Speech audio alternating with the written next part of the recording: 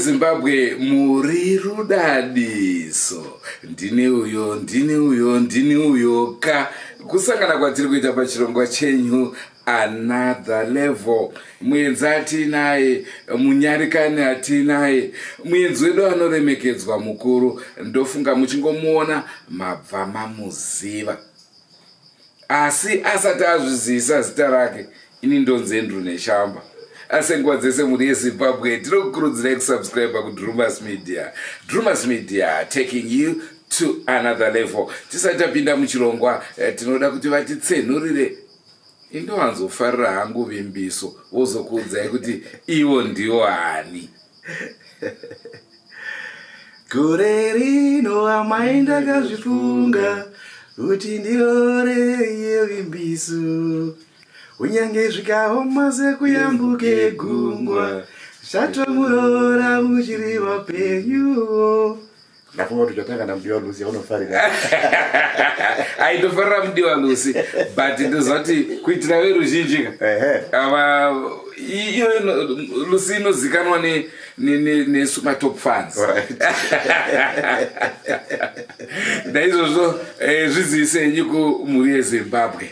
Makadi vatariri vechirongwa chepano paDrumas kusangana panapa nasi muneni ndadai kusangana na Andrew Neshamba behind the scene kuna Andrew futi kuna Neshamba futi. Yeah, ndizvo kuna Shumba Junior vakabata mushina ndizvo. Yes. Mukoma Jambo ndofunga kuti chitangidza chirongwa ndoda kuti munge muchititsanangurira nhoroondo yenyu mune zvemimhanzi. Makatanga rini, gore ripi? I understand makabata nevaimbi vakawanda. Saka ndoda kuti munyazotitsanangura kuti pamakatanga kuti mune zvemimhanzi, when was it? Kupi? Rangara gore ra 1984 pandakatanga kubata na John Chibadura. Kunge ndabva kumashure uko ndine chikwata changu chainzi Shika Brothers, chainzi Shika ndakazoya pambire apo. Chikwata changu chaingozviti Lapula Boys. Atina mbuveta recorder. Saka kubva pala ipapo ndopandakazosvika muno muHarare. Ndichibva kuKaroi kurume uko. Ndasvika muno ndakatanga ndiri kumabuses, ndiri conductor. Ndazokunisira ndapa mabhazi koko ndio pandakazongosangana na Chibadura. Masanganidziro andikaenda na Chibadura ndakaenda kushow yavo vairidza ku club Chengawose chitungwiza uko ndokuvairidza. Saka zuva iroro alright, ndoda kubatai muromo muri yeZimbabwe pataurwa nawo iye kuKaroi kawo. Kwabva kwandifungisa mukomana wamacheso anonzani Lucky Mumiriki ndo kwake, Admire Akasenga ndo kwake, character ndo kwake anonzani uya Tendai Mufurutsa. Yes. Endira yenyu ndoda kuti mungoziva kuti nzvimbo yatiri kutaura nezvayo haina muimbi wani chete. Mungazofungidza kuti pamwe ndo vanobva ikoko chete. Pamwe pana vamwe vandasiya futi vamunokwanisa kuwedzera. Big Tembo, Bundu Boys. Arichari mapfuwa mandu. Oh my God. Ondo kwaanobva futi. Atori matamba weHurungwe Sounds. Ndiko zvekare.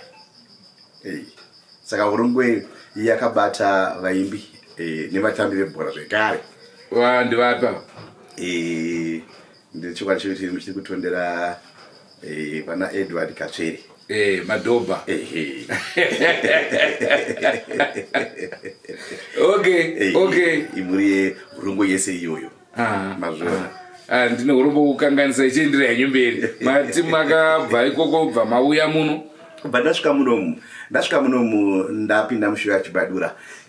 Takata pumwe ndiri munomu. Mangwana chimangwanani ndo pandakazenge taenda zvedu kumba. Kuseni kwacho ndakabva ndaona mukomana airidza rhythm kusungura kwekwe achinotenga chingo patakishupa pana inotenga wenini ndofuna kuti ngoma ndandine mine zero mandere mimi zvakanzi izvi zvishuwa takatiri wachenga wase ngoma izvi madhere zvindozvidawo ndikaita sei kuti ndibatana nawo nemi zvakanzi azvinetse iwo kana wachidaka unoya kwanyamutamba ndokwatoita practice ikoko then totangira kubva ipapo takuenda mbiri zvakanaka hazvinambonditorera nguva musi wavaita practice chiri china ndobva ndaendako ndobva ndazviintroducer nepandatambirwa zvakanaka ipapo ndobva ndatopiwa chidanho changu chekunzi zvakanaka takuchidzidzisa kuimba unenge uchiita mabacking vocals ndobva ndakutotanga kudzidziswa paipai munhu aindikosha voice ndiMoses Marasha ndofunga pari zvinezvi ndiye mumwe wesungura ari kurarama pari zvinezvi vamwe vese vakaperawo kufa asi iye ndiye aripo pari zvinezvi ari kumarondera uko ndokwaari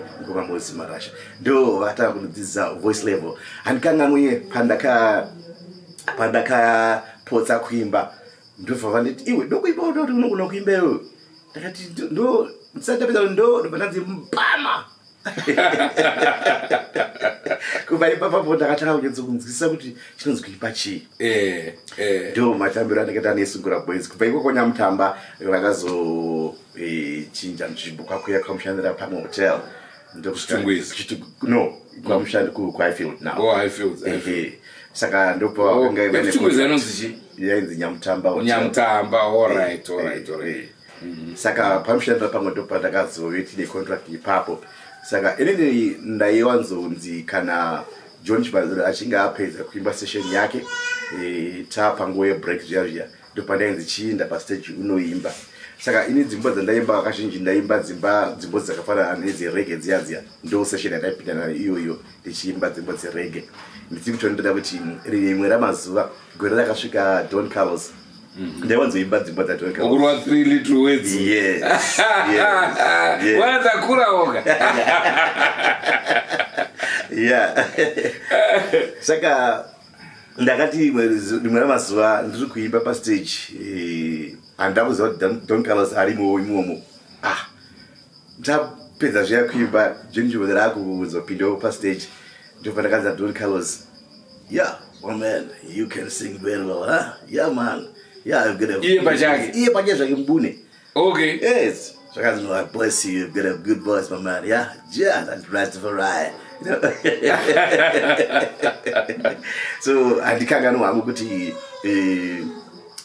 sungura yakandirera dzamara tazosvikawo pakuti contract yakazopera yapera contract yaya ndobva pakangoitawo kusanzwanana kwemamembers ndo pakabva pangoti mumwe kwake saka ipapo ini ndakabva ndati kwake naChibadura ndobva taenda kwamaonera ndomba chawako ndobva tanosvikotaura namaonera ndobva atipa instrument yaakanga ainayo ndobva tabva ikoko kwembonine inonzi maonera superstars saka ive nebhendi rake futi ndo ranga rebhendi rake remaonera superstars iro kwangona nechikupo chamunorwosa royamai hazvina kunaka yaho ndende notandamusa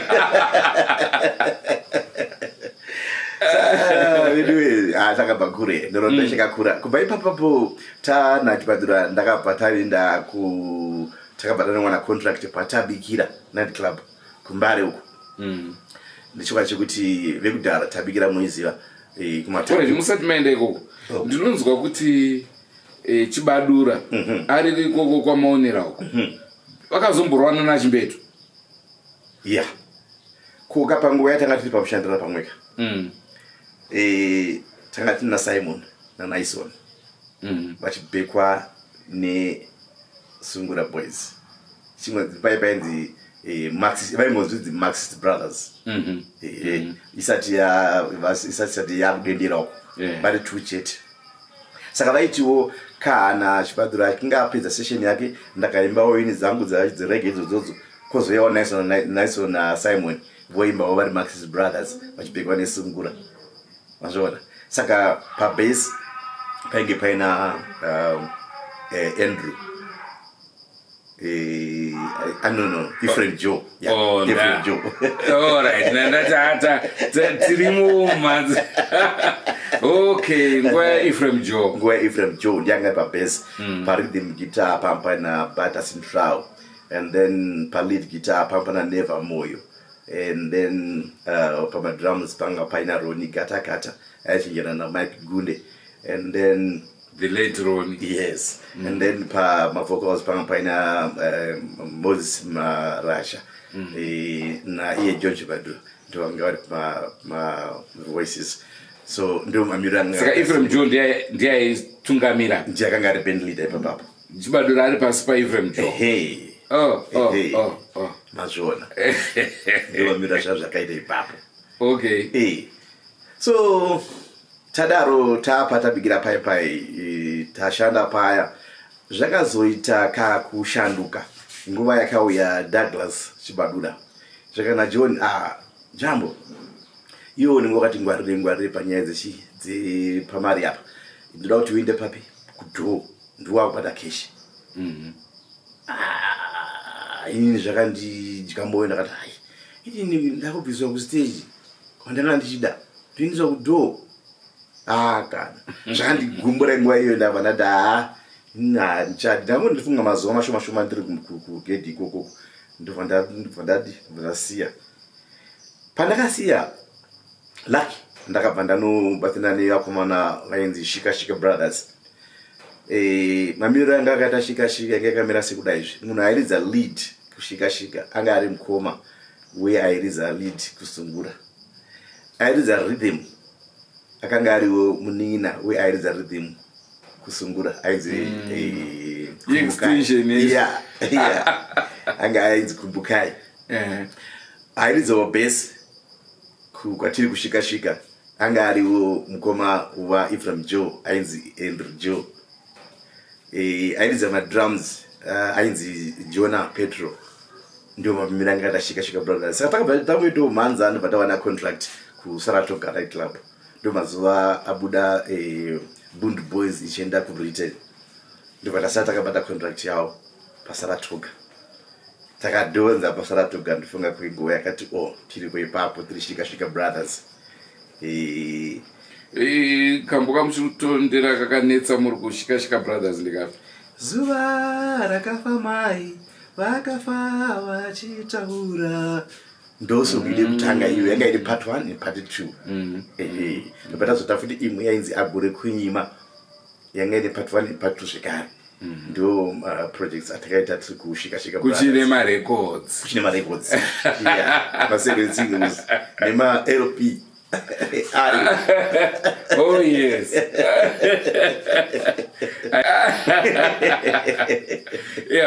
saka tikuti ndongwe yemarecords ngosati kwane zvekubhena music muchiri kuwana mari dzeya nemacassettes ndongo yacho iyoyo music ichiri kutengwa but nguva yacho iyoyo zvazvo tadai takaita mari asi chainyanya kunetsa pano chekuti percentage yataipiwa necompany yanga iri very little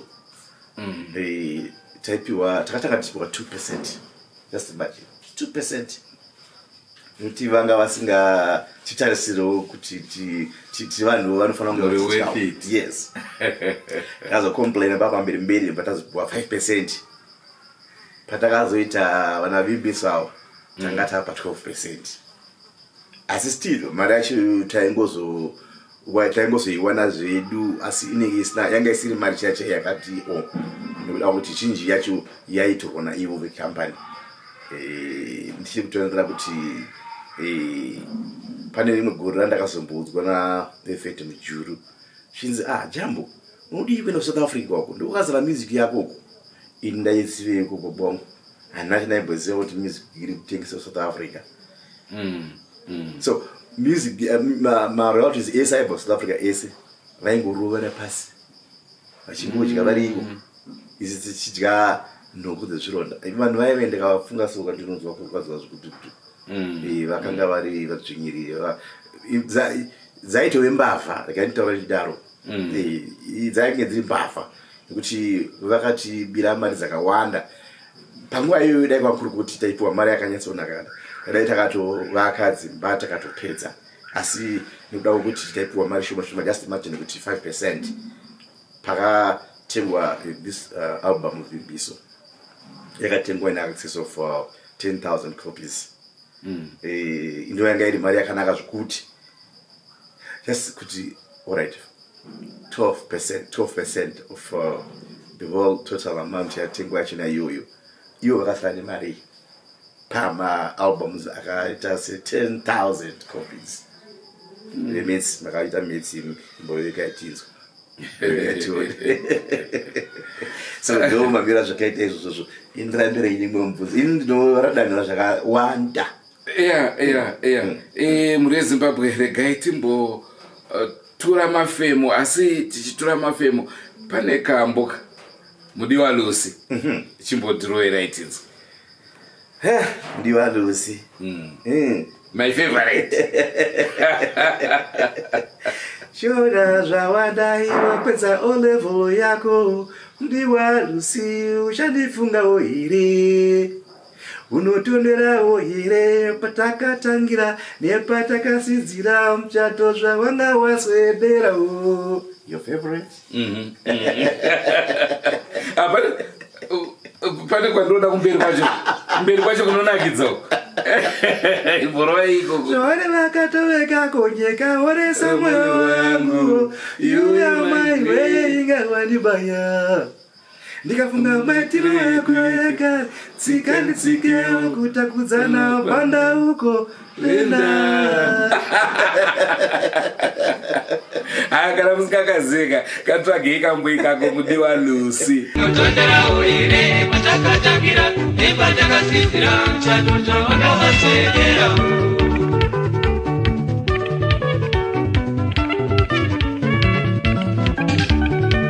Pakuzi takamufutika ndoda kanonzi ini mari.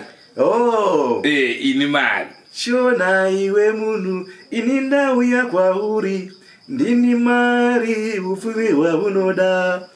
Ndakazwawo chichemo chako chinokutambudza zvekuti ukandigaya nehopa dziwanikwe. Shona iwe munhu ini ndauya kwauri ndini mari upfumi hwaunoda.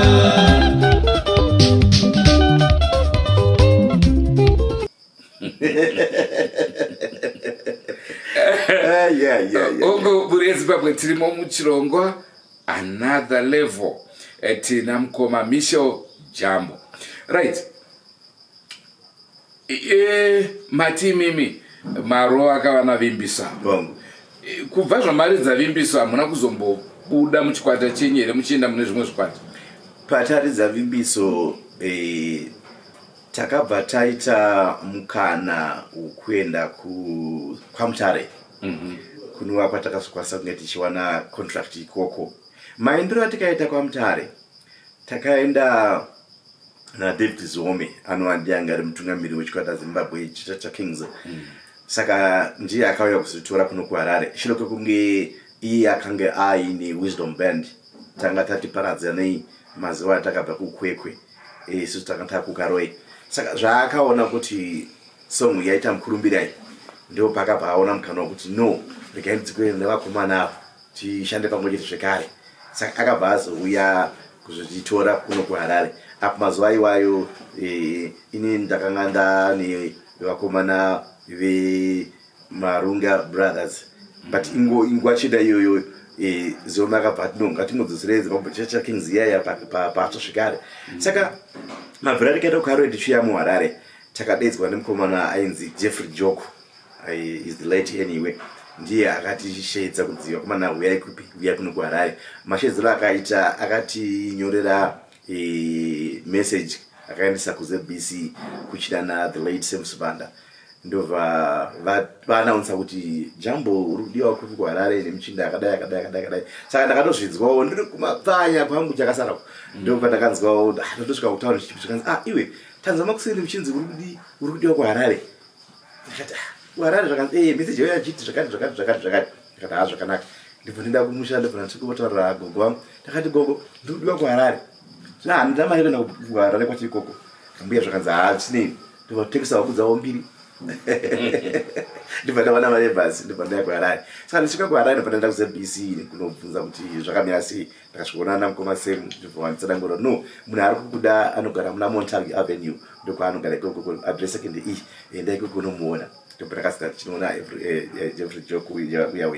Ndakasvika Jeffrey Joku akatenga matrousers 5 nema t-shirts akanga akaprintwa hapana asina chipo. That was one of my song again ingarisenge single. Kusere kwacho kwakanzi Zimbabwe Kings ari yellow so nema trousers black. Ndeva totwa madhezi yayo mamuchine vhudzombe. Yeah, ndakandine vhudzombe yeah. Ndakandine vhudzombe and very slim. That was the job and this. Yeah. So by papa ndana Jeffrey Joku yauya atengera mindful yayo akanga atenga futi zvigara nema instruments kana instruments aya rizaiva kumana magitari.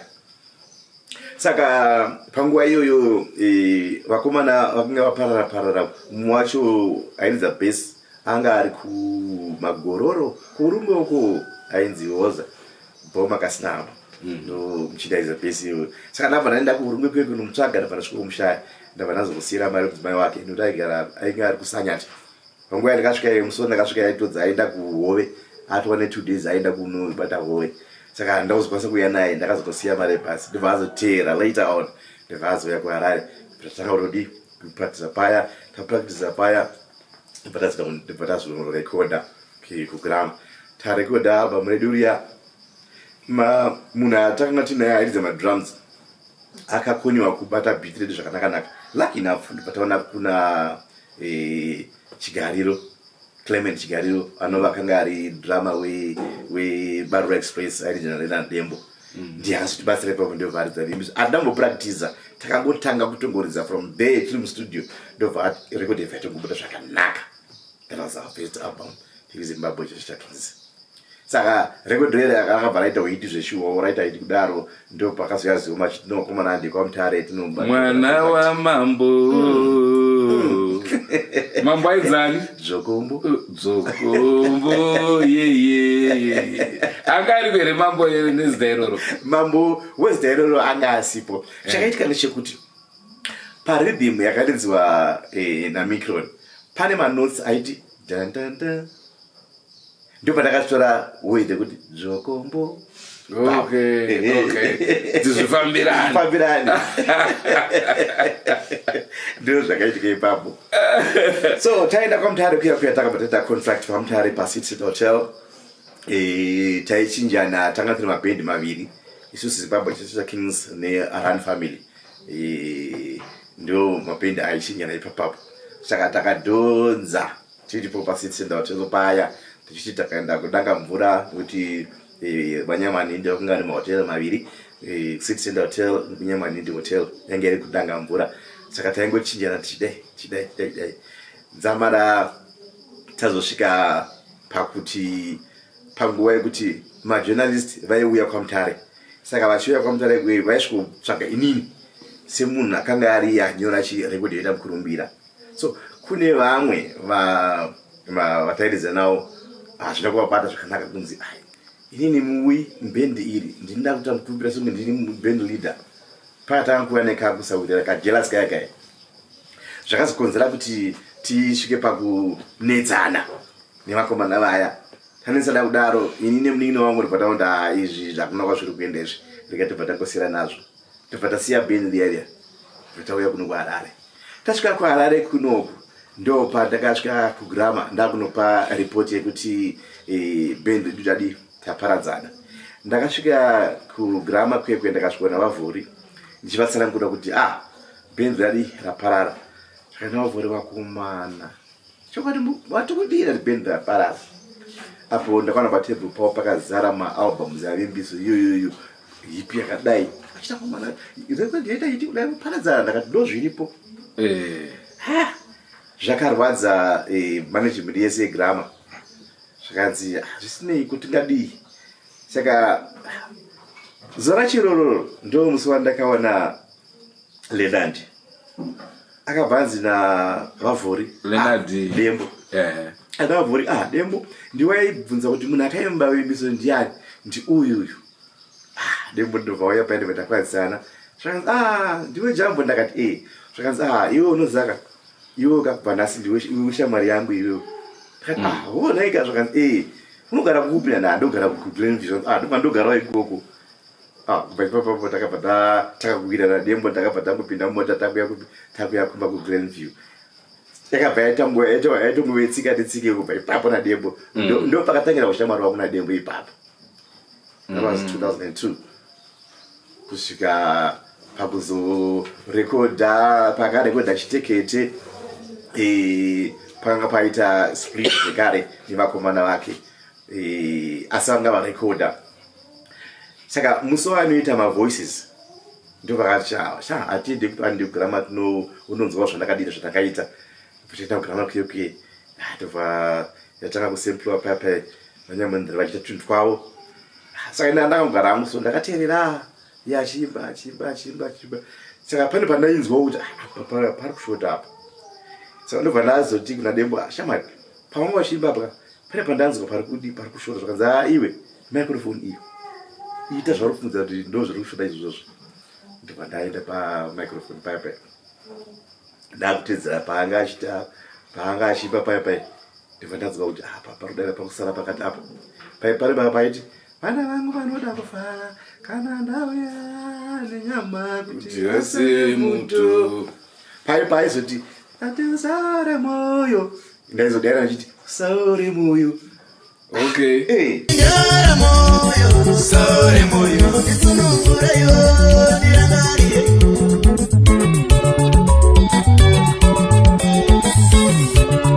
Ndobva zvaenza kupindira mushe. Umamuripo pasong iyaye? Handiripo. Ndakaita matricks matatu paalbum raChitekete paya. Chitekete ndiyo yandisina kuzoimbawo zvangu kuti pakanga pasina nzvimbo kuti ndinge ndichiimba. Asi dzimwe nhatu idzi ndaita mabacking of the was. Ipi neipi? Iyoyo pana Chinyemu na Tamba yako Tamba yangu. Paya panakazoti usapedze nguva ushamwari taona nezvako tekoti ndidembo ke. Ndindaideko paya. Okay. Takabva tavatsika nditsikewo naDembo kudzamara Dembo asobvisa magitara. Akanipa magitara maviri, bass nelead. Zvakanzi magitara sezvo vati vakunotanga imwe band inoshandisa magitara. Saka tikuti matimimi pana Chinyemu nekako kamwe ndekapi? Kamwe kapi zvezvi ndandichaziva title ikambo kati ikako. Asi mungandiera paalbum raChitekete pese pane backing vocal ndo pandaiimba ipapo. Okay. Saka zvadaro paya album ndapiwa tu magitari. Ndapiwa magitari maviri vaya ndobva ndaenda kwaRoy ndakunoita practice. Ndimazuva takaparadzana chezvekingizika ndakubva ndanotanga Marunga Brothers. Saka Marunga Brothers yanga ina takatora Admire Kasenga ndo akaita bassman wokutanga. Takatanga kutodzidzisa anga asatagona kuita zvakanakisisa mazuva achangobva kumangura. Saka tabva tamuita bassman wedu atrainwa mufana wangu ndaanotraina pamutraina bass vake sekuti zvakanaka. Ndobva tarekodha first ngiri takaita yainzi Rudo Runokosha neFlipside yainzi Peshi. Admire yainzi bass ipapo. Saka ndakazopataita mavoices zvekare ndibva ndatora Dembo ndakachama yoteerera zvandaita zvakandiita zviya yoteerera zvandakaita izvi vateerera. Ndobvanzwawo pane pakanooti apa panofanira kunge pachipinda voice. Ndobvapinzawo voice rake ipapo. Makateerera pana Rudo Runokosha pane pakati rudo runokosha. Kozouya pana Peshi akaisa futi voice rake futi ipapo. Saka Flipside akaisa voice Rudo Runokosha akaisa voice. So ndo ushamwari hwedu watakanga taumba naDembo. Ndifunga takazoramba tichiendera mberi tino ushamwari hwedu. Ndakatozombofamba naye ndichiita dance boy. Ndichitamba naye mashows atakaita kwagutu nekuchaswetu uko nemamwe akadaro taifamba tese tichingodi tichibatsirana tsapara ndozodi zvidzokera kuMarunga Brothers yangu ndakuita zvangu Demba achiita zvake handimazvona so ndo mafambiro atikaita naLera Dembe iwayo seshamwari yangu dzamana pakuzosvika pakuzoshaika tichizonomboradzika kumusha kumasvingo uku. Pane pandakuda kuti munge muchinzwa kamuri yeZimbabwe mukoma Jamu munoyera chii? Zvakanaka ipapo. Ini ndiri Marunga. Marunga vana veyangaiwa. Sendada kuti mupanzwe ipapo nekuti vazhinji vaingofungidzira kuti vaimbi ndivana moyo vaira moyo saka aiwa zvinofadza izvozvo ndizvo zvangu vana Marunga aiwa taisa zvanza ndizvo tine mubenyu kunoku aiwa isusu ndere Mozambique tiri machikunda isusu machikunda ife tina babada right mukoma Jamu ongu tambotiza edu kune zvemimhanzi ongu tichiriko ndo pamwe tingazokanganwa muchiri muri kuita zvemimhanzi here izvo zvimagara South Africa ongu chikwata chiri kuendera mberi ongu tiudze zvakamira sei? Ndiri South Africa kwandiri koko chikwata changu ndinacho tinoita mashows atinoita asi hatiiti mashows sezvatinoita kuno kuZimbabwe kunoko tinoita apo nepapo kunyanya mabig shows aya ndo atinowanzokupa tinoita mabig events kufungana makatarisa dzimwe dzenguva ndinongoposta paFacebook mamwe events atinge tichiita so tiri kuSouth Africa ikokoko. Ndakambotaura namukoma Jona Moyo vedera ngwena jazz band mai muri mese ikoko muchitomboridza mese chaizvo sei musina kumbogara mafunga kuti mutipo one production yamakarowa muri mese?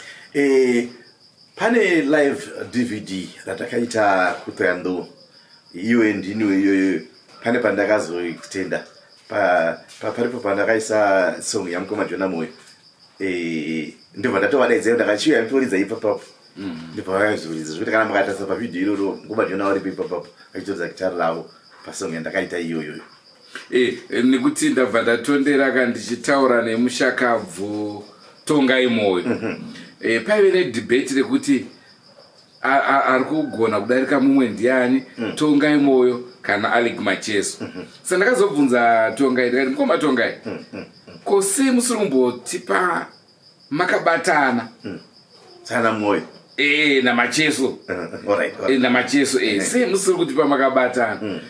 Tongai akati zvinotiurayira music because izvi vanhu vanenge vachiti Tongai ndiye anogona Macheso ndiye anogona saka as long as this debate riripo zvinoita kuti tiite mani saka vanokuda kutombogara vakarekodha vese Macheso ake handazomubvunza kuti naye mukoma Macheso sei musiri kumborekodha but Tongai was his side. Ndichaona kana ndawana machine tape racho randakaita interview naTongai Moyo ndichiinaro asi system manje yatakushandisa yasiyana saka ndichaedza kuona kuti pane kwandinokwanisa richunisa here tikwanise kutora interview iyoyo tizombopa veruzhinji handitika right saka mune zvitsva here zvamuri kutirongera muriko hongu pane zvizvo ndakaita 7 single yandakaita inonzi Mawe ndakaimba nemutauro wechiVenda ndachishangana ndichishona ndofunga kana makatarisa kuYouTube channel yave kwiyoyo single iyo inonzi Mawe. YouTube channel yenyu yakanzi Michel Jambo. Yeah. Imbotitsenuraiwo tinzwe kuti muri kugona here makagona here kuchinja rurimi rwenyu? Mawe vasangokombeshedza musadzane hati mufunine Mawe vasangokombeshedza musadzane hati mufunine Hanza hati mudanu ndiana musiri kudaba apo zviri kutaura kunzizvo amai musandi mumanikidzi mukadzi wanisingadi regai nditsvage wangu wandakada ini nega sezvakaita baba vangu pavakaroora pakarora imimi mama. Saka kambeke kanonzi mawe kana chiti mawe ndokuti mai nechivenda. Ndabva ndafunga vamwe tezvara vangu vakaimba mweya wechizimba. Vanonzi china ichopa.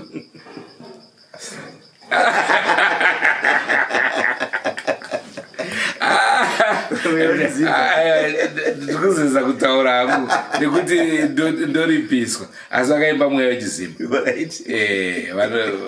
Anyway ndofunga ndikataura hangu hazvina mhosva baba mundiregerere vanonzi Derek Mupofu. Hanzi kwese kwese vazere mazimba asi ndada kuti ndiudza vanhu kuti nhamo yakaoma. Mukoma Michel Jambo vakabva kuMozambique ndogara muZimbabwe, kuZimbabwe vachigara kuHurungwe, vakabva kuHurungwe vakauya kuHarare, vakabva kuHarare vakaenda kwaMutare, vakabva kwaMutare vakadzoka kuHarare. Avo vakuSouth Africa hamusati South African ningirine here iyo. Izvo ndakapikira ndakapikira Bible rinoti munhu inwa mvura patsime rako, usamonwa mvura dzinoerera nehova. Aiwa ndanyarara. Makazoramba South nekuda kwezenophobia mukati hayo hatina kukamba nawo vanhu. Izvozvi so tine nhau kamuri yeZimbabwe inosuwisa yatanzwa kuti kune bhazi rakarobwa vachipfuura uza futi kuuraya vanhu vari mubhazi. Redway tozoti ari maZimbabwenzi vakashoma kuti vave nepfungwa dzakadaro. Hongu maZimbabwenzi kuurayana tinourayana asi extend yacho yezvimwe zvinozona kuti izvo hazvisina chizimba mukati. Alright, imi makamboimba ndini uyo ka manga muchine chikwata chipa yanga yaMarunga Brothers. Wemarunga Marunga Brothers iyoyo manje neroad 1999 ndiye makapedzera yakanyanya kupisa kuZimbabwe kai. Aiwa ndini uyo yaramba kuchepa. Aiwa yaramba nekuti maiunganidza maartists ese. Ndifunga ndakaunganidza maartists anosvika 9 parumbo ruya. Uyezve pana wanoda kunotaura naye ndinokumbira kuti ndokuda kuti ndishandise rumbo rwako rwakadai. Even kana kuna mukanya chakucheko ndakaenda kunovakumbira mazuva vaita practice paElizabeth Hotel mutown. Ndakaenda kana kukumbira mukanya nachida kuti ndishandise rumbo rwenyu rwakadai. Mai vakati ndaunoita zvauri kuita izvozvo uzondipawo kopi rachiro. Namukumatuku ndakaita zvinochita izvozvo. Kumatuku vamboda kunditi omesere mbijana nekuti vakatomutiti nyora tsamba iende kuna Debbie. He was a strict person. Zveshuwa ndakaita mainterviews anga asiri nyore kunoita Mukomatuku kuti ndauda yonzi tanga waenda kuna Debbie.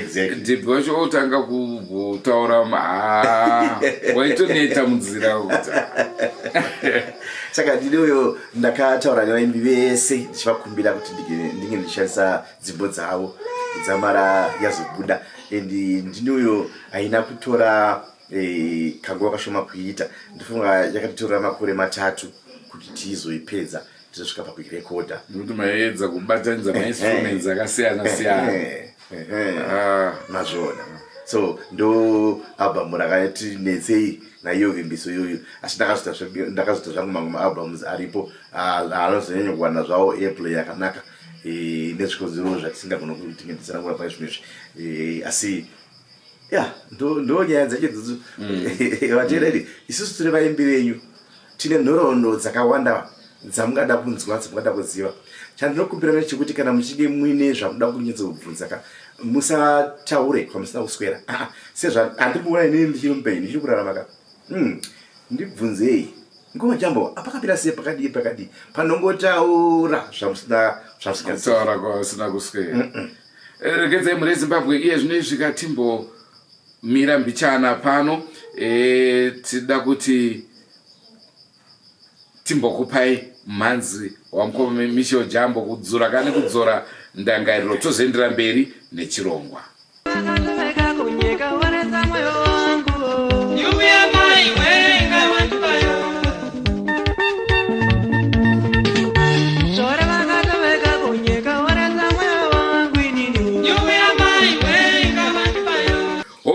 yeZimbabwe tirimo muchirongwa Another Level.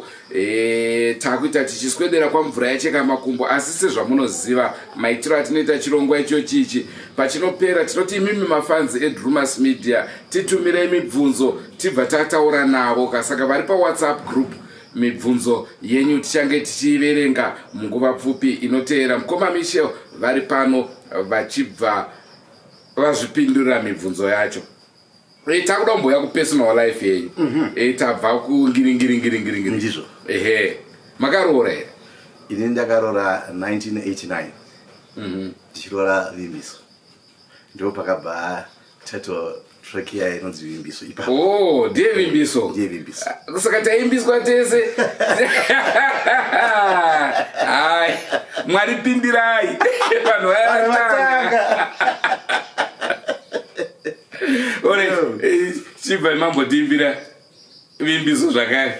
Gore rino amai ndakazvifunga kuti ndirore yeVimbiso, kunyange zvikaoma sekuyambuke gungwa chatomurora muchiri vapenyu. Vimbiso yaya aroorwa. Regai titaure naVimbiso. Kuyambuke gungwa chatomurora muchiri vapenyu. Vimbiso wepiri Mumbai kwa mambo, wemba huru yashegondo dzokombo. Vimbiso ndiye murora wenyu, wamuchagara naye dakara mukufa kwenyu. Muchiri mese. Nanasi. Kazwai mai. Ndoda kuti nditi kazwai mhoro Vimbiso. Kana tatosvika kumazita zvakunetsa kuremekedza manje. Right, kune mamai. Maybe mungangoda kutiudza yenyu briefly makasangana sei naMukoma Michel? Masanganiro acho anga iri drama chairo. Zvinini musi wacho ndanga ndatobuda ndichida kuti ndinogadzirisa birth rangu, ndichida kugadzira passport. Saka kwaitiwa mabirth mahombe aya. Saka musi wacho wandaenda kutown ndopandasangana nawo, tikakwira mabhazi aya eUnited aya matsvukwa. Saka ndanga ndiri mukiu ndakutodzoka ndida kumhanyira rangu ekuchikoro. So pandanga ndakudzoka ndakuziva kuti pane mumwe munhu atondiona mumashure umu, ndichipinda mubhazi iye achipindawo. Saka ivaiti tatiri 3 kumberi kwavo, ndobva vasarudza kunogara padhuze pamashure pangu mubhazi imomo. Ina handina zvandaiziva, ndaingongoti ndiri kutoita program dzangu. Saka ndichingodzika paGlenview 3 apo, shasha ndobva yatosvika pandiri zvikanzi ko sisi ndokumbirawo kutaura. Vakati ndokumbirawo kutaura nemahanzvadzi. Semarusvikiro vakaitawo hapana kuti ungaita hasha kana kuti. Ndobva ndati taura henyu. Kanzi ndopavakatanga kutaura vachiti ndine nhingi yangu yandiri kuda kuita, pane project yandiri kuda kuita, saka ndoda kuti tibatsirane. Kukwira gomo upodzere. Saka nemasvikiro acho anga asina kuti ungazovarapura kana kudini. Ndikati kana paine zvakadaro zvakanaka kuti munozoonawo vabereki vangu motanga mataura nawo, then tozoona kuti zvinofamba sei. Saka ndopa vakazouya vakaona mama kumba vakataurira. Yaitoripo here project? Yaitovapo. Yange vaida kuti cover yefesi yangu ibude pana Vimbiso. Because song yanga yagara yanyorwa. Saka vaida kuti vanyatsowana zvinonyatsobuda pakava zviri right. Yakanga yagara yanyorwa ichishandiswa Vimbiso vari painge paine rimwe zita. Vimbiso. Ndobva masaka nayo Vimbiso wacho chete. Tasakanda. In fact tatoda kuti munhu wandiri kuda iye Vimbiso iyoyo hange ari munhu achapindira nezvandakanyora pasong. Saka ndaitsvaka musikana akanaka anopindirana nezvandiri kuda. Saka ndakabva ndaita manzi akanaka, ndobva ndaona musikana wandakawana, ndobva abva angoita Vimbiso from there. Saka this relationship was made in heaven. Yes. Alright, amai. Kubva murume wenyu achiita maprojects ese, mune here song yamunoti iyi ndo yamunoda kudarika dzese?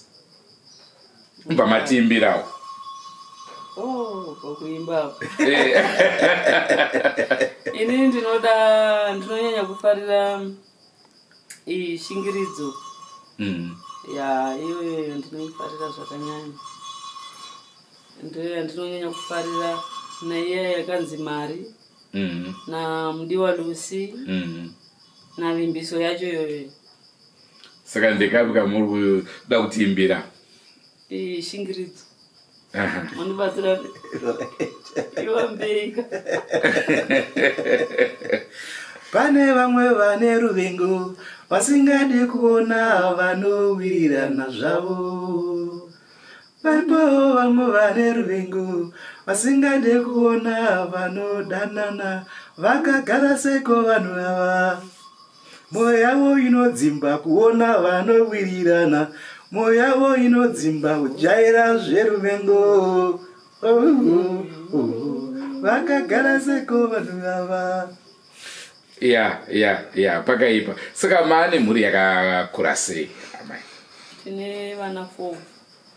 Mukuru anonzi Ruvimbo, second born ndiRobinson, third born ndiRumbidzai, fourth ndiRuarashi. Netuvazukuru nemuroora zvese ipapo. Munorondo yekuimba kwemurume wenyu mune zuva here ramunoti ira mufe makarikanganwa uyezve munoyera chii? Ndiri mampofu. Chiyera. Ndichiyera. Saka mukadzi wenyu ndimadhamu wangu. Ndinachiyera. Yes. Right, mune zuva here ramunoti iri hamufe makarikanganwa? Ya, pane zuva randakanyanya kunetsana navo vaenda kungonoshuta vhidhiyo yarudo runokosha ndisingazivi. Ndakutozoona pakutobuda mumwe munhu ndikati izvi hatiwirirani izvi. Nekuti mamaziva nhoroondo yazvo. Saka aiwa musi wacho kwakanetsa. Enda hana kutombozoifarira rekodhi yacho iyoyo.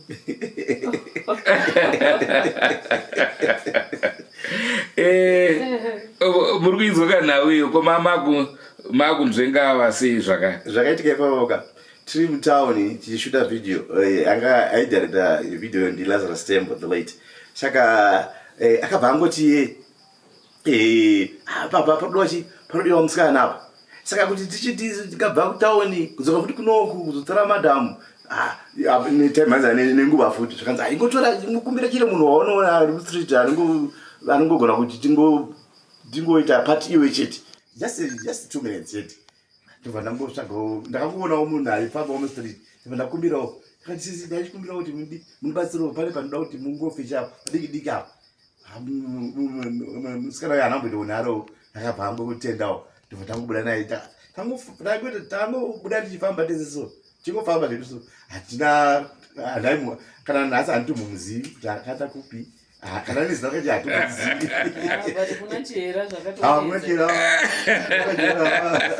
plus chinoziva ivhu hatizivi kuti pamwe anga atsvagwa muvimbisa.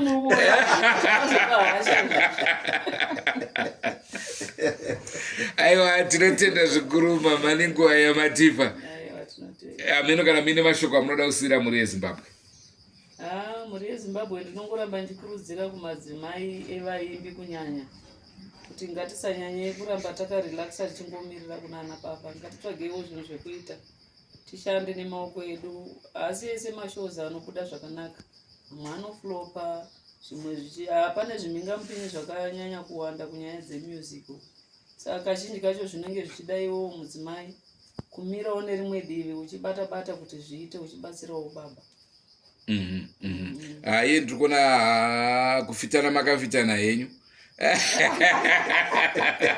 Uyezve muri kuchengeta baba tiri kuzviona. Aiwa, ndiri kuzama. Makadi zvenyu mhuri yeZimbabwe. Zita rangu ndinonzi Ruvarashe Jambo. Tini mwana kupedzisira wa baba wangu Mr. Micho Jambo. Gotwe? Ndini Gotwe. Pa basa rababa venyu ndikapi kambo kamunoti akakaka? Dzose ndingangoti dzese dziri pamwe, asi ndinonyanya yoda yekuti Lucy. Lucy. Kana noni. Ayo noni ndende isiya sina. Ndino yanyoda. Saka uda kutimbira ka? Ayo Lucy. Imboro watinzo. Chiona zvawadai wapedza elevo yako mdiwa Lucy unganiziwa here. Yazoridza kari kagitari kumira ipapo. Alright. Wakaroorwa herewo? Wongu ndakawanikwa. Okay. Wane mhuri yako? Ndine mhuri. Vatosekura? Vatosekuru vadhini nasekuru vaOwane. Manje vanenge vatateguru. Vana ivo vakaroora vatateguru. Tingangoda kunzwa musati mabva henyu kuti zvomhanzi izvi makangoti zvababa chete here kana kuti? Aiwa kwete, mhuri yedu I think ndini ndakatoredzera chipo chababa. Akazoenda vacho pamusikana hazvina zoita zvanapita mwanasikana. Alright. Saka mune maprojects amati matanga here? Hongu ndine music yangu yandinoitawo asi iri zvamazuva ano isiri yana baba wedu yakare. Zim dancehall here kana kuti? Zim dancehall nehip hop. Mune pamwe mungangoti tsvagira ka one kamungangoda kumbotiimbira timbo sampler. Alright. Written on me if it feed the get a words. Them a feel no rude, me a despot a curse. In other words, me a this genius from the Marco for me say. I see ahead, them a people, them a talk about me. Ahead, them a people, them a laugh about me. Them a talk, me things about me. But the jaja, we can take it there. Okay, chill, give me the life so cool. Had to go there if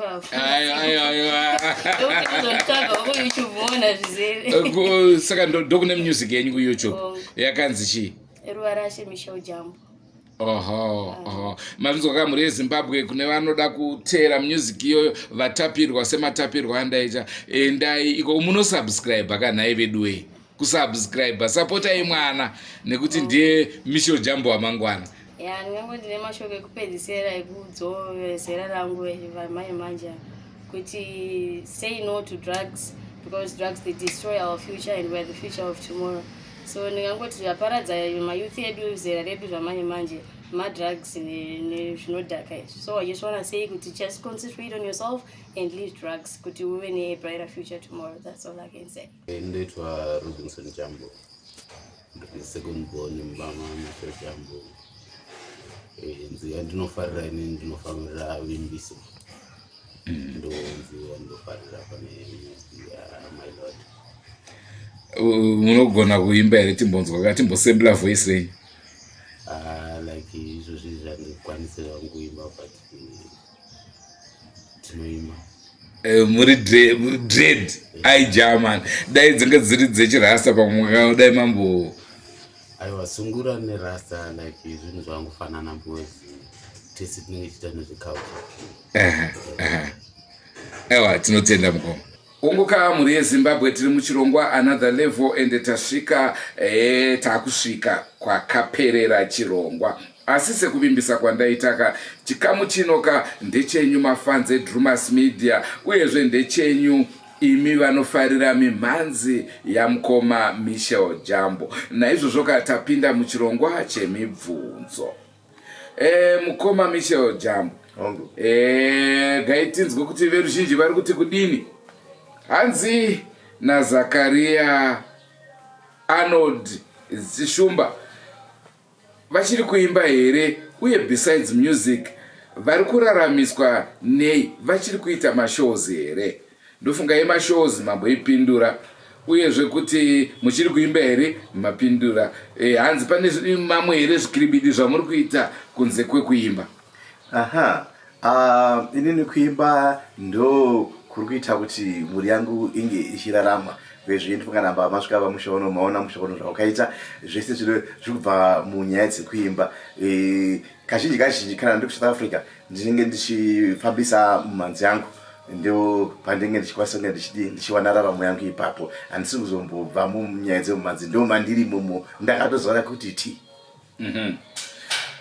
Tobva mukoma vabvunza ava vari kuSouth Africa. Tichiendera mberi tina mukoma anonzi Tobias. hanzi Michel Jambo kare chaiko vachiri kuimba here oro vakuita nezveipari zvino. Ndofunga mukoma Tobias vari muno muZimbabwe mapindurwa mubvunzo wenyu. KuSouth Africa zvakare mukoma Agrippa hanzi mukoma Michel Jambo vachabudisa here album soon, and also vane page ratingatevera here tizive zvakanyanya nezvavo tichinosubscribe tinovada chose. Ndinotenda mukoma Agrippa. Ndiripo paFacebook page yangu rakangonzi Michel Jambo, makasvika ipapo muchaona ndiripo ipapo zvekare. Tiri kuSouth Africa ikoko kuna hanzvadzi inonzi Lucina Mbewa hanzi please vanovaziva bvunzai, ini hangu handivazivi. Pabva patumirwa vhidhiyo renyu neanonzi Masai Save ari kuSouth Africa hanzi my best singer Michel Jambo. Kambo karipo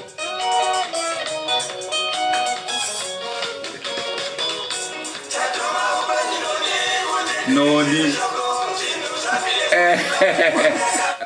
apa panga pasina hapo mubvunzo varingotaura kuti ndimi chaiye pavaimbi vake vese. Zvikanzi natine vimbo zvakare ari muno muZimbabwe hanzi okay ndavaziva taive tichiri zvanana asi nevasisaimbe izvi vakazongonyarara ka aiwa vaigona. Maramba kuti hamuna kunyarara ka. Aiwa handina kunyarara. Ndiye munhu asiri kuteera hakechi.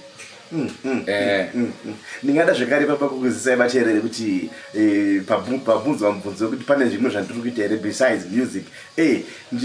Ndiri broadcaster pandiripo panapapa. Ndinoshanda namukoma Eric Knight. Tine nefenyu inonzi Radio 54. Mukaenda pa www.radio54africanpanorama.com munotiwana ipapapo. Inini ndinopinda panefenyuro china chega kubva nenguva dza 5 mazorodoka kusvika nguva dza 7 o'clock ndipo ndichishamara ipapapo. Makanzwa ndoti hoyo piligu di hakuna munhu peu ndo vanindiripo. Ngondo hanzi kuti hobo. Ndiyo mibvunzo yatanga tiinayo chete yatumirwa nevanga vari nguva ino. Ndoziva hangu kuti vazhinji vanenge vari mabasa, saka naizvozvo hatina kukwanisa kuwana mhinduro mibvunzo yese. Neidzo mhinduro futi hatina kukwanisa kudziwana nekuti mibvunzo iri mumwoyo yevanhu. Ndicho chirongwa chatanga tiinacho mhuri yeZimbabwe Another Level. Tanga tiina mukoma Michel Jambo vane rakamarunga. Ndofunga mhuri yavo maiona vimbiso wacho mamuona. Amenosokora mungade kusira veruzhinji tisati tavharisa. Veruzhinji ndinoda kukutendai pamwe chete nekukurumbidzai tsigira Drumas Media nekutsigira zvekare vaimbi venyu nekutipawo tsigiro yamunotipa. Aiwa ndinotenda zvikuru kwazvo nekuda kuti imimi pasina imimi Drumas haripo, pasina imimi neni wacho handipo. Aiwa ndinoda kukutendai muve nenguva yakanaka. Mbarenga wakomborere vakuitire zvidhafu oyo hanzi Drumas ndini newe. Aiwa tinotenda mhuri yeZimbabwe. Don't forget to subscribe to Drumas Media. Drumas Media taking you to another level. Andrew Neshamba signing off tichipaka kutenda zvikuru kuna Kashumba Andrew Neshamba angakabata mushina. Aiwa tinotenda Shumba zvaitwa kana paine mangirigiri asina kubuda zvakanaka ndiwo vari responsible. Goodbye my friends. Goodbye my friends. Wakamboonana tichazoonana nerimwe zuva hama dzangu. Goodbye my friends. Goodbye my friends. Wakamboonana tichazoonana nerimwe zuva hama dzangu. Ini ndokwenda kubasa kwangu. iwe makiwe mkaranga.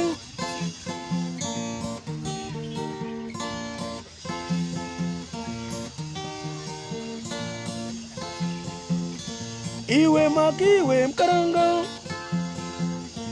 Iwe makiwe mkaranga.